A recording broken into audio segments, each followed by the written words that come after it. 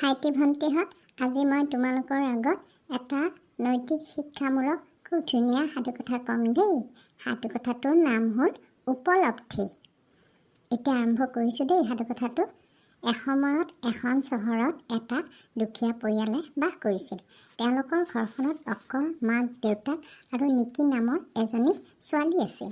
দেউতাকে হাজিৰা কৰি কাম কৰিবলৈ দিনটোৰ বাবে ওলাই যায় আৰু মাকজনীয়ে ইঘৰ সিঘৰত ঘৰ মুচি বাচন ধুই মাহিলী যিখিনি টকা পায় তাকে লৈ ঘৰখন চলাইছিল।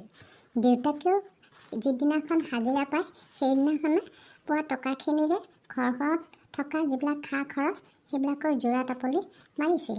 নিকিয়ে সদায় স্কুললৈ যায়, পঢ়া শুনাত তাইৰ বৰ মন। সেইবাবে মাক বাপেকে সদায় তাইক কেৱল পঢ়িবলৈহে উৎসাহ দিছিল।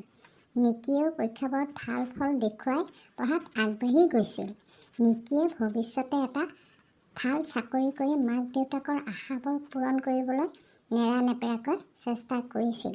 দিনৰ দিনটো নিকিয়ে স্কুলত দিয়া পঢ়াবোৰ একান্ত মনে পঢ়িয়েই যায়, পঢ়ি গৈ থাকে, ভাল ফল দেখুৱায়। তাৰপিছত সেইবাবে নিকি শিক্ষকবিলাকেও বৰ মৰম কৰিছিল আৰু তাইক লৈ আলোচনা কৰিছিল। সকলোৰে আশা আছিল নিকিৰ ওপৰত দেই, কাৰণ পৰীক্ষাৰ ভাল ফল কেৱল নিকিয়ে দেখুৱাব পাৰিছিল। এনেকৈ এদিন নিকিয়ে সুখ্যাতিৰে হাইস্কুল সমাপ্ত কৰি কলেজ পালেগৈ। কলেজতো সুখ্যাতিৰে পাছ কৰি তাই এদিন বিশ্ববিদ্যালয় পালেগৈ। কিন্তু লাহে লাহে নিকিৰ বন্ধু বান্ধৱীৰ সংখ্যা যেন কমি নাইকিয়া হ'বলৈ ধৰিলে। আচলতে নিকিয়ে নিজেই সদায় অকলে থাকি পঢ়া শুনা কৰিবলৈ ভাল পাইছিল। আনৰ সংগত তাই ভাল পোৱা নাছিল আৰু তাই বিচৰাও নাছিল। অকলে থাকি ভাল পোৱা নিকিক আন লগৰ ল'ৰা ছোৱালীবোৰেও ভাল নাপাইছিল। সিহঁতৰ সৰু সৰু কথাবোৰত নিকিয়ে বৰ বিৰক্ত হৈছিল আৰু আঁতৰি গৈ পেলাই তাই কিতাপৰ লগতে মগ্ন হৈ আছিল। লাহে লাহে তাই যেন কাৰো লগত মিলিব নোৱাৰা হৈছিল। তাই ৰুক্ষ হৈ পৰিছিল। তাই ৰুক্ষ আৰু খঙাল চেহেৰা দেখি সকলোৱে বু বু বা বা কৰিছিল।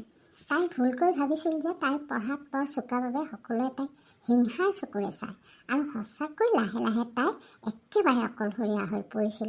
জানানে, তাই কাকো ভাল নাপাইছিল আৰু কাকো তাইৰ ভালো নালাগিছিল। শেষত কিন্তু মাক দেউতাকে এদিন নিকিৰ কথাবোৰ উপলব্ধি কৰিছিল। পঢ়া শুনাৰ বাহিৰেও যে আনৰ লগত মিলা মিছা কৰিব লাগে, ওচৰ চুবুৰীয়াৰ লগত মিলা মিছা কৰিব লাগে, হাঁহি ধেমালি কৰিব লাগে, আনক সন্মানৰ চকুৰে চাব লাগে, এই সকলোবোৰ কথা যে জীৱনত কিছুমান আমাৰ শিকিবলগীয়া কথা, সেইবোৰ কথা নিশিকিলে নিকিয়ে। আৰু সেইবাবে মাক দেউতাকেও এই আটাইবোৰ কথা বৰ দেৰিকৈ উপলব্ধি কৰিলে। তেওঁলোকৰ মনত বৰ দুখ লাগিলে, কিন্তু তেওঁলোকে তেতিয়াহে উপলব্ধি কৰিলে যে তেওঁলোকে নিকিক এটা বেয়া শিক্ষা দিলে। নৈতিক শিক্ষাত নিকি সুকলমে পাৰ হৈ নগ'ল। তাৰমানে নৈতিক শিক্ষা নিকিয়ে নাপালে। তাৰ বাহিৰে কেৱল কলেজীয়া বা হাইস্কুলীয়া শিক্ষাহে তাই পালে।